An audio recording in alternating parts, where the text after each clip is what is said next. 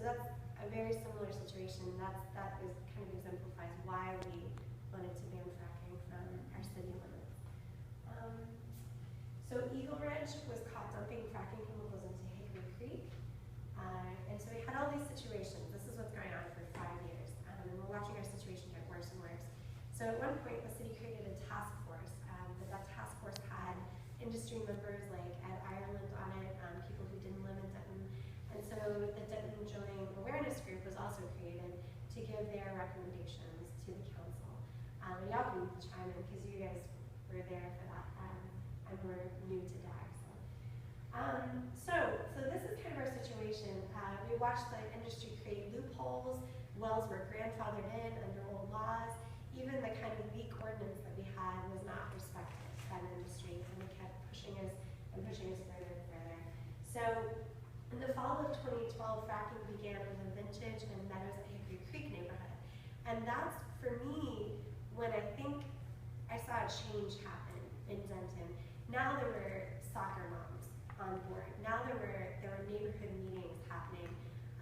Lawsuits were going up out of this neighborhood because fracking was happening less than 200 feet from these people's houses. Tricycles and play stuff in the backyards was getting covered with silica dust from the fracking wells. They could hear it, they could smell it, they could feel it. The walls were shaking. You could smell the fumes. Kids were getting nosebleeds.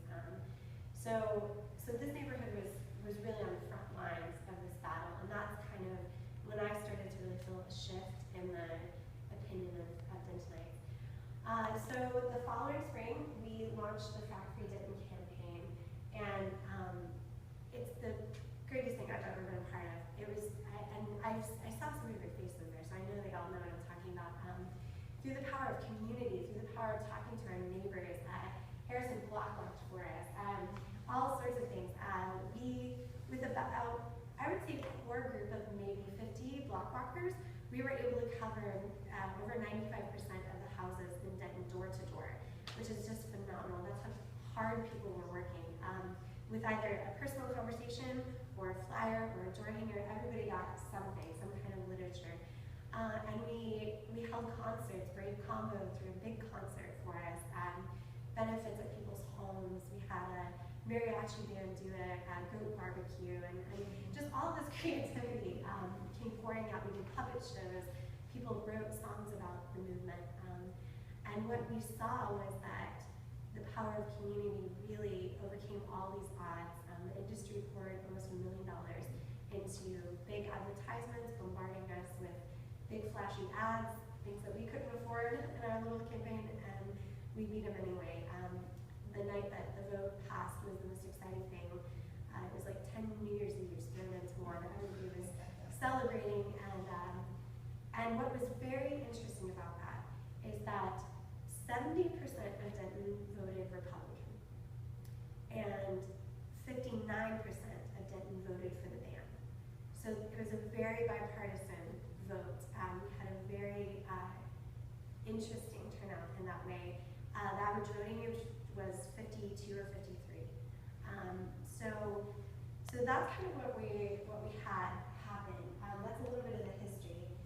And within 12 hours of passing that wonderful vote, that citizen initiative that led to the vote, we were sued by the Texas Oil and Gas Commission Association and the Texas Land Commission. Yeah, so two different groups. So the city is in a lawsuit. DAG is an intervener in that lawsuit, and that's currently in the courts. So we have the battle in the courts is the one front. You can go on our website, frackfreedenton.com. We have a lot of different articles there. Some of the materials in your hands are from our website. But we have an article in there about how our ban is legal. This is a democratic process that was put into place. It's called the Citizens Initiative. We got a petition that had to be signed by registered voters. That's a stark difference between the petition that the industry was doing. Their petition did not have to be from people in Denton, did not have to be from registered voters. So this was truly for the people, by the people. And this process, the Citizens Initiative, was one of the best experiences